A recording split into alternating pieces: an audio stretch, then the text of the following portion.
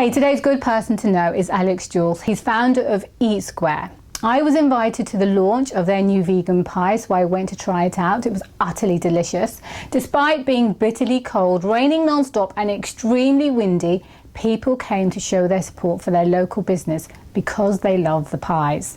Now, Alex has always worked in the catering business. He had his own restaurant in the 1990s and since 2014 has been steadily growing his pie business and managed to secure the funding of Alfie Best. Now, I couldn't resist. I wanted to know how Alex did it. How did he manage to secure the funding of a multi-millionaire? So if you want to know, look no further. I hope you enjoy this video and thank you for watching. At the end of the 80s, beginning of the 90s, I started working in restaurants. I was trained with Grand Metropolitan and I opened my first restaurant, or ran my first restaurant in Bath in early 90s called Alexander's. Had a restaurant of my own and a catering business in Marbella in Spain for a few years.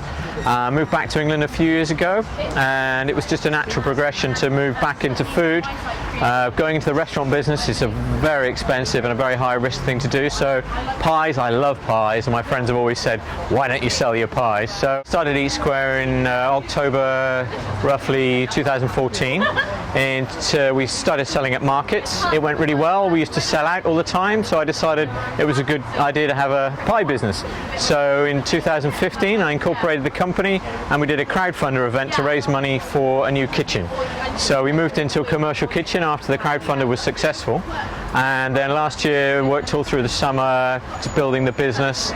And then I spoke to Alfie Best, who came on board at the end of last year and took 40% of the company, invested some money, and that enabled me to hire my chef. I got involved with Eat Square. What a fabulous little business. The brand is endorsed by Peter Ebdon, the world champion snooker player.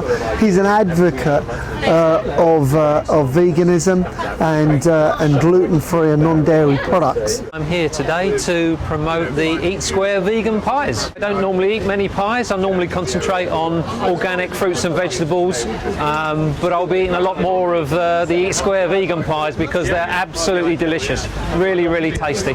We have two ranges of pies. The first range is what I started with, and that's a short crust pastry pie.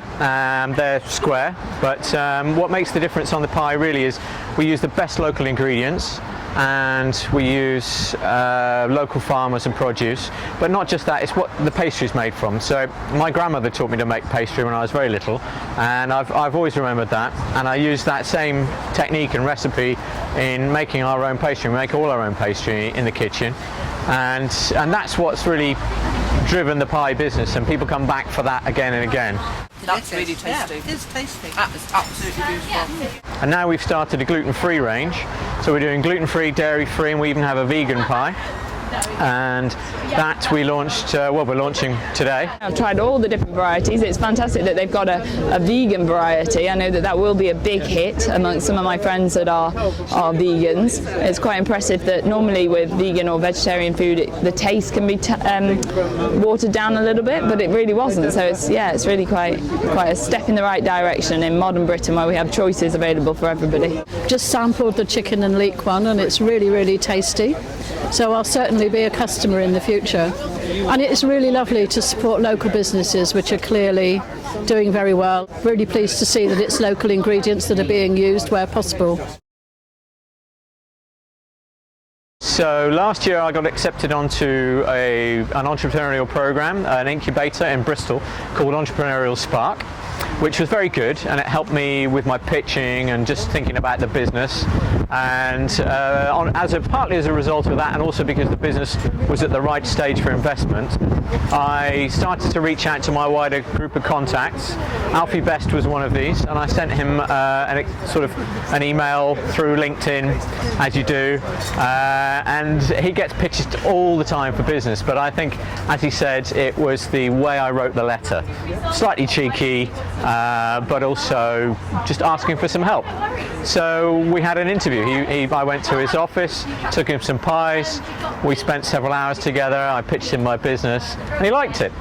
and then within a couple of months he agreed to take a large part of it and get involved. Many people approach me as an investor in their business. I only invest in businesses that I'm passionate about, that I feel that I can bring something to the business to help that business grow. No, I'm not interested in running the business. I'm just interested in mentoring and investing in those businesses to help them and drive them forward. Alex Joll contacted me via LinkedIn, and I get many different ways of people contacting me to invest in their businesses, and what I like is short emails, bullet points of what the business consists of, how long it's been trading, and what the stats are of that business, and what is the magic behind it. Because you have to feel passionate about a business, and you have to feel to a point where the business has got something. And if you've got that, the business can only do well. Where I see the business going, it's a real business with a real product for real people, that it's a British product as well. You know, everybody loves a pie.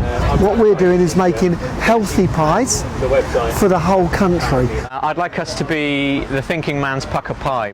Pucker Pie last year made 60 million pies. I think 10% of people probably would like a better pie. So if we made 6 million pies a year, I would be very happy. Now, not only were the pies delicious and they cater for a wide range of people due to the different varieties they have, now you know what it takes to secure the funding of a multi-millionaire. You need to have a lot of passion, be cheeky, but know what you want and how you're going to get there. So I hope you enjoyed this video. Please subscribe to see more, and thank you for watching.